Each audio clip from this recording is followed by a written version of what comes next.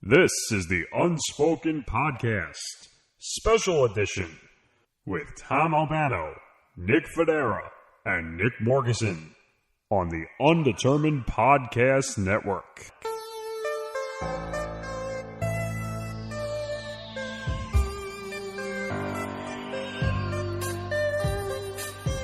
You're listening to a special edition of the Unspoken Podcast, a cheap seat sports production part of the Undetermined Podcast Network. This is Tom Albano. Very recently, Nick Morgasen, Nick Fodera, and I got the chance to interview Neil Best, a columnist at Newsday.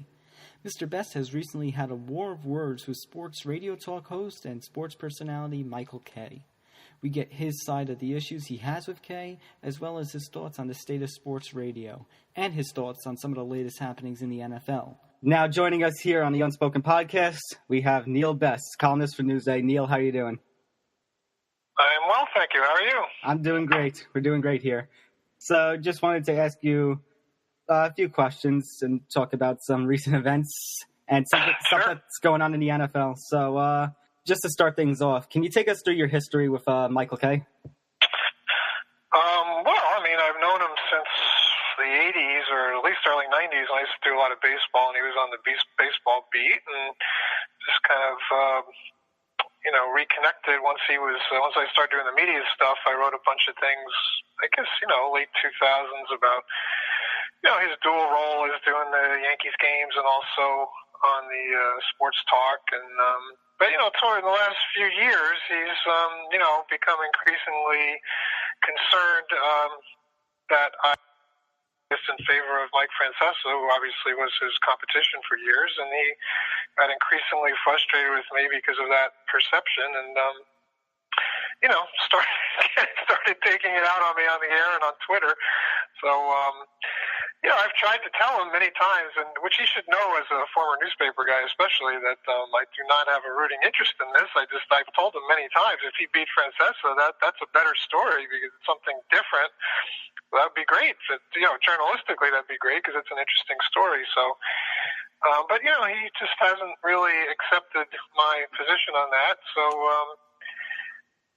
he's just we certainly have our personal relationship's fine as far as I know. We certainly say hi to each other when we see each other, but he does not want to be interviewed by me, and he thinks that I'm unfair to him. Hi, Neil. This is Nick Morgasen. I'm the one who actually wrote the tweet from the Undetermined Twitter account. And because when I saw you post your story, I thought it was a little bit unfair from the standpoint of the situation. But why did you feel you needed to respond to his on-air rant? Did you feel that was really necessary? You're talking about the story. Which story are you talking about? Just the one about what he's just writing about him, what he said about Francesa?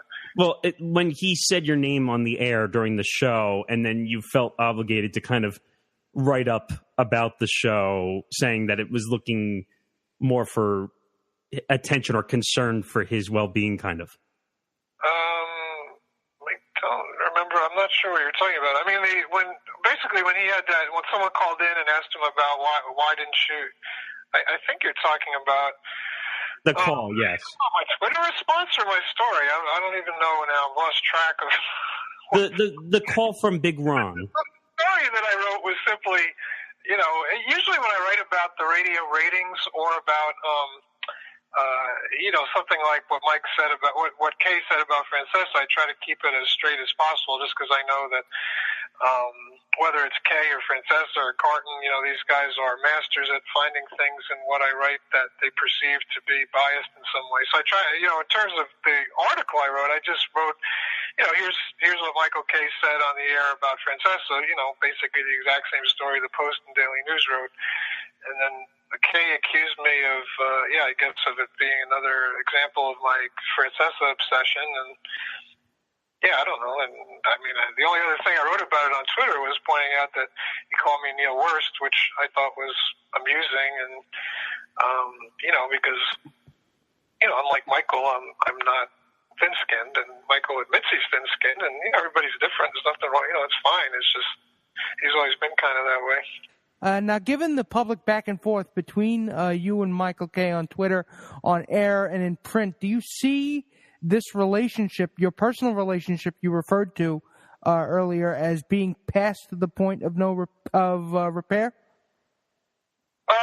I think I shouldn't speak for Michael. My sense is that in Michael's point of view, that it is beyond, beyond repair, but I think Michael would say it's not good. In my opinion, and from my side of it, there's no issue at all. I don't care, because I don't take any of this stuff personally. I've tried to talk to Michael over the years about, I wanted to do a story when he first started doing the simulcast about the logistical challenges of kind of how he has to do the video show from a little room out beyond the outfield and then go to the game, and just, sort of logistical challenges of that, but he didn't want to talk to me about that. I tried to do a story when Francesco left about, the kind of changed the landscape of ratings for of the New York afternoon show landscape, and how this might be an opportunity for them to, take over that spot, over the new team that replaced Francesco, but he didn't want to talk to me about that. So, I don't care. I want to do a feature on Peter Rosenberg and how he's I think it's interesting how he's sort of a hip hop DJ by morning and a sports talk radio host by afternoon. So I don't know if he'll agree to that or not. I just don't take any of this stuff personally. I just want to, do good stories, and I'll talk to Michael anytime. Now, you mentioned the radio sports shows and ratings, and we've seen quite the changes in sports radio and sports media in 2017. We had Francesco's retirement. We had Craig Carton's arrests and Ryan Russillo's arrests. Russillo leaving ESPN Radio, the end of Mike and Mike in the Morning. What are your thoughts on the state of sports radio as we're 1 week into 2018? It's in huge flux in New York. I mean, it's for the reasons that you just described. And the other bigger question is, whether the genre itself is sort of losing, petering out a little bit with younger people, because it's they just listen to other things or don't listen to radio at all. So I think it's certainly an interesting time, but just in terms of the battle itself between. Well, there's a lot of interesting things, like you just said, but I think the thing that's number one on the list in terms of interest for people in the next few months is going to be what happens with that afternoon drive time race between Kay and FAN's new team. I mean, they're getting bashed on Twitter, which they knew that, Carlin told those guys, look, everyone's going to hate us for 6 months. You have to know that going in. So, but ultimately, the only thing that matters is those numbers, and we'll have them. I mean, they do get week-to-week numbers, which I don't usually ask for, and I don't even know if they've given to me anyway. But the real report card will be for the full winter book, which I think it's January 6th through March 24th, or I don't know, something like that. So that in early April, we'll have that number. And I honestly don't know what's going to happen. I mean, obviously, Kay, in theory, should make inroads and maybe take over. But on the other hand, FAN has a huge benefit of just sort of the habit of people turning them on, and that's going to be very hard to overcome.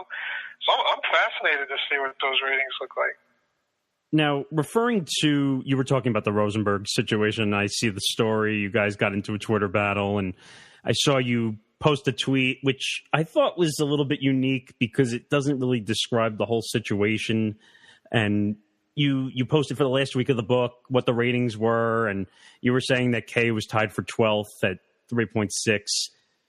Now, I didn't understand that because you were only talking about the last week of the book when Francesco was retiring.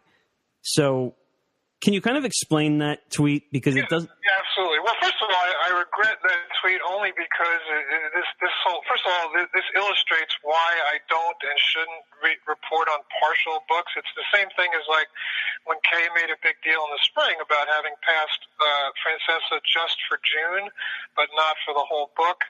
And I did mention that in my story.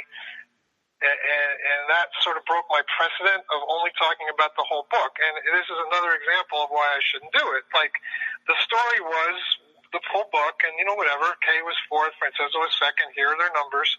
But I thought it would be interesting, and this was not in the Rosenberg, I guess, didn't read my actual story. This was not in the story that I wrote for our website or our newspaper. It was just kind of a tweet to a reader or to a follower saying, hey, here's a little extra information you might find interesting. I told them with the last week of the book, where Francesa had a big lead, it was not his farewell week, by the way. The book, that whole farewell week, the last week of Francesa was not even part of the winter book, so that was over by then. But there's no story behind it except it was sort of interesting piece of information that I just kind of offered on Twitter because it was accurate and interesting. But I do regret it only because this is why I don't do partial information about ratings, because all it does is cause more confusion and more consternation, and I should just not even bother with it. But Rosenberg ripped me for a tweet that had nothing to do with the story I wrote. But it was factually accurate, but I don't know. They wanted to gloat about their June ratings in the spring, which was a partial book, but they don't want me to report about a week in December that was also a partial book. So, as I said, I write these rating stories and just wait to see who'll be mad at me. And Carton, Francesa, and Kay have all taken turns being mad at me after I write these stories, even though they're all incredibly straightforward and intentionally bland, so that I can't be accused of bias, but I get accused of bias anyway. While we're on this whole topic, one of the things that, well, first of all, like I said, I don't take any of this stuff personally, but one thing that I do get a little bit annoyed by is that people translate the fact that I don't do harsh, critiques of Francesa the way that Marshnick and Raceman do as meaning that I'm somehow endorsing Francesa, when the reality is I haven't done a critique of Kay or Carton and Boomer in 7-8 years, because early on we decided to kind of be more reporting-based rather than criticism-based, and there's a place for both of those things. I'm not criticizing Marshnick and Raceman, it's just that we decided to go more the reporting kind of route, which is why I interview Francesa a lot and Carton and Boomer and basically everybody other than Kay, because I'll talk to anybody, who'll talk to me. So I agree I haven't ripped Francesa in print. I also haven't ripped any other New York talk host in years. So, it's just not what we do. There's nothing wrong with it. It's just not our approach to that beat, that's all.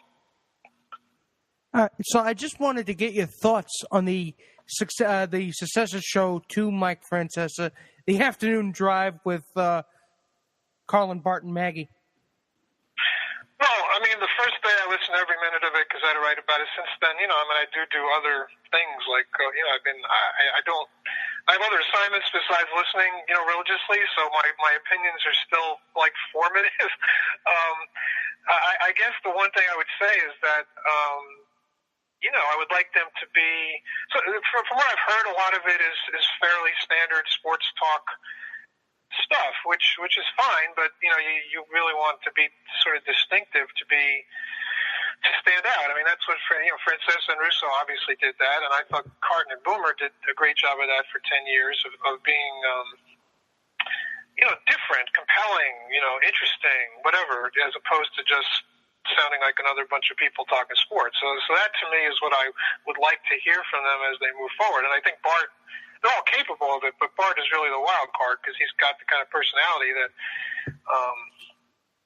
he could be really interesting / edgy / controversial, whatever you want to say. And that's the guy who, to me, could kind of make or break that whole show. So what do you believe makes a better sports talk show? Is it a knowledgeable sports person, even though he's more introverted, or would you rather somebody who's brash and plenty of opinion regardless of fact?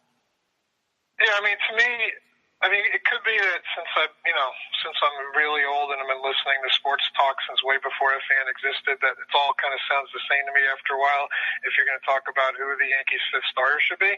So I really thought Carton, look, obviously Carton's problems were, off-the-air problems. On the air, he was a very successful, just indisputably successful based on the ratings. And to me, he's a compelling character. He can annoy you. He can be controversial. He can be a lot of things, but he's compelling. And that's what I'd rather, to answer your question, I'd rather listen to Craig Carton than I would to someone who really, really can break down, what's wrong with the Rangers' third line.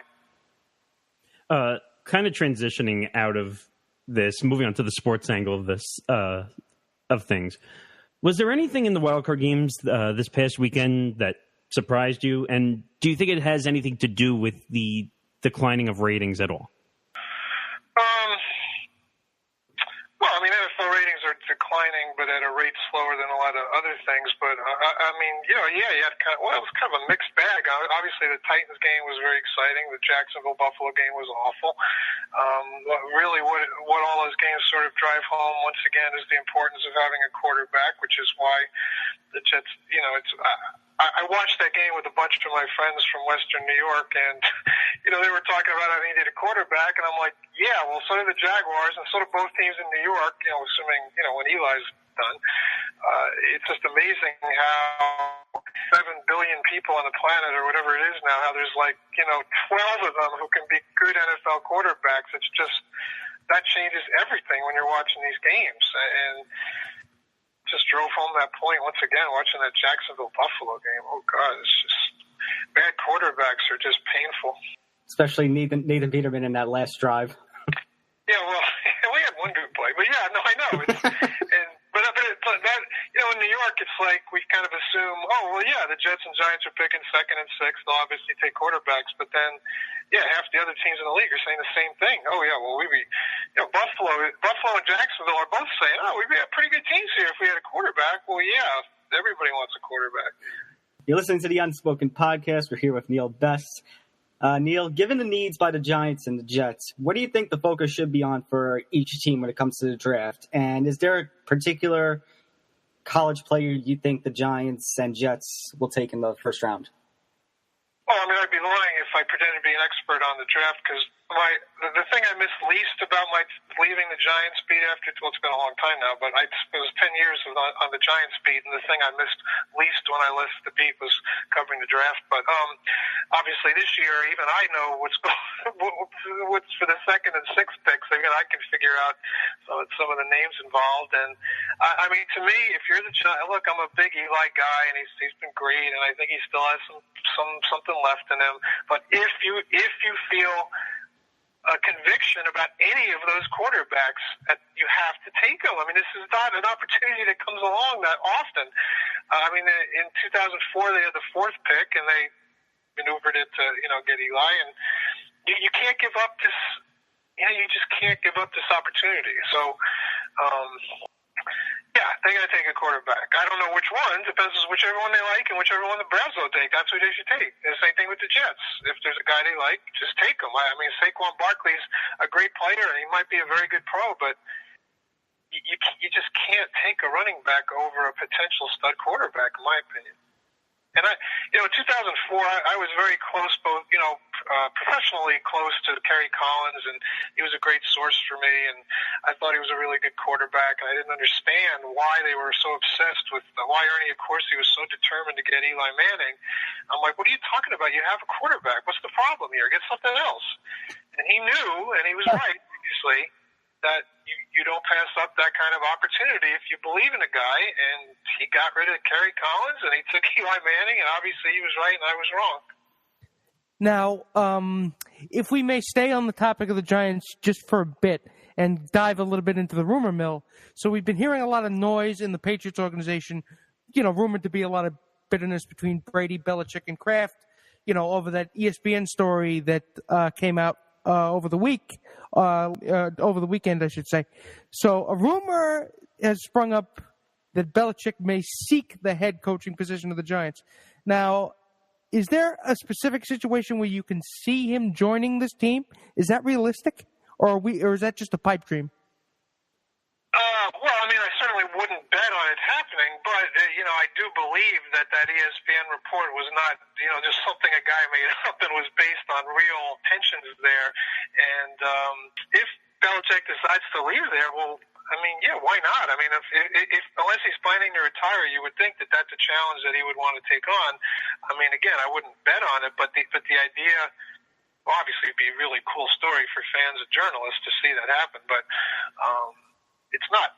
I mean, it doesn't seem crazy to me because he really has feelings about that organization because that's, that was where he started, or at least that's where he was when he first became the genius he is now. So, I mean, it certainly seems not impossible to me because there's something going on up there, regardless of how many denials that they have about their problems. Looking at the Jets situation now this got me a little incensed because Todd Bowles is back with a 2-year extension. McCagnon is back with a 2-year contract extension.